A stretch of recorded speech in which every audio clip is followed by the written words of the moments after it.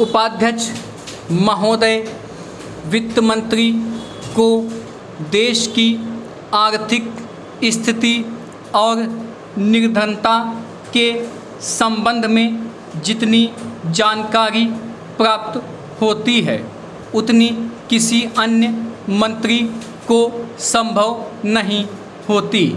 Budget बनाते समय वैसे तो बजट में आय व्यय का ब्यौरा होता ही है, लेकिन मूल रूप में देश की आर्थिक नीतियों में किस प्रकार का परिवर्तन हो तथा किस मार्ग पर वह देश को चलाना चाहते हैं, सरकार का लक्ष्य क्या है, इन सब नीतियों का बजट में विवरण होता है।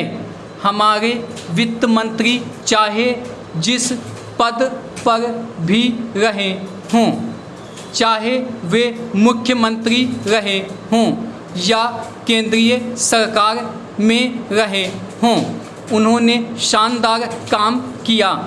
जिस समय उन्होंने बजट प्रस्तुत किया उस समय देश को और विशेष रूप से गरीबों को उनसे बहुत सी आशाएं थी।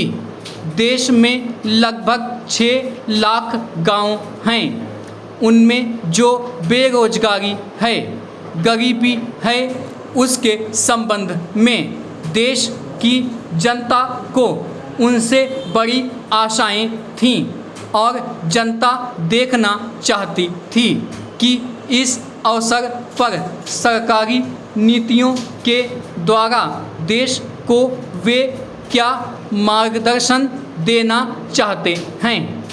इस दृष्टि से 3 महत्वपूर्ण बातें इस समय देश के सामने थीं। देश का आर्थिक विकास तेजी से हो, अधिक लोगों को काम मिल सके और मूल्यों में स्थिरता आए। जहां तक इन 3 उद्देश्यों का संबंध है, हमने देखा कि उस ओर कुछ प्रयत्न हुए हैं। विशेष रूप से गरीबी हटाओ के संबंध में इस देश में जो चर्चा चल रही है, इस बजट में कुछ सीमा तक उसका उल्लेख मिलता है, क्योंकि जितने भी प्रत्यक्ष कर लगे हैं वे ज़्यादातर धनी लोगों पर और विशेष रूप से शहर के लोगों पर लगाए गए हैं।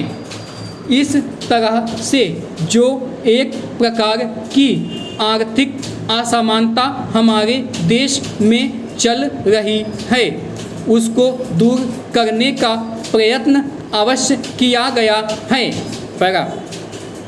लगभग 5 दशक पूर्व जब हमारा देश स्वतंत्र हुआ था, उस समय देश में जितने सरकारी कर्मचारी थे वे ऐसा समझ बैठे थे कि अब तक देश में जिस तरह से अंग्रेज़ों का प्रशासन चल रहा था उस तरह से काम नहीं चलेगा, क्योंकि कांग्रेस के जो नए लोग आए थे, जो मंत्री बने थे, वे लोग धन के मामले में त्यागी आदमी हैं। धन से उनको मोह नहीं है, लेकिन बाद में उन्होंने देखा कि हमारे मंत्री लोग भी उसी तरह से शानदार जीवन पसंद करने लग गए जिस तरह से अंग्रेज करते थे।